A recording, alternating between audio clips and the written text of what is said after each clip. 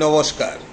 আপনার যখন শনির প্রচণ্ড হারে কুপ্রভাব পড়ছে, আপনার শনির ধায়া চলছে, শনির সাড়ে চলছে, কিংবা আপনি শনির কোপে এমনভাবে পড়ে আছেন যে আপনি কোনো জায়গা থেকে কোনো রকম কিছু করতে পারছেন না, আপনি সব জায়গা থেকে মুখ ফিরিয়ে আসছেন, আপনার কোনো রকম কোনো কিছু হচ্ছে না, এই রকম যদি হয় আপনি এই উপায়টি করবেন।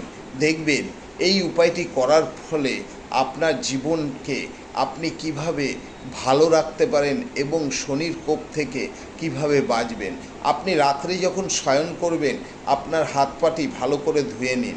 ধুয়ে নিয়ে আপনি কি করবেন, শয়ন করার আগে খাওয়া দাওয়ার পরে যখন শয়ন করতে যাচ্ছেন, সেই সময় পায়ের তলায় একটু সর্ষের তেল মেখে আপনি শোন। দেখুন, কিছুদিন করুন, দেখবেন আপনার সর্বকিছু আপনি ফেরত পাবেন।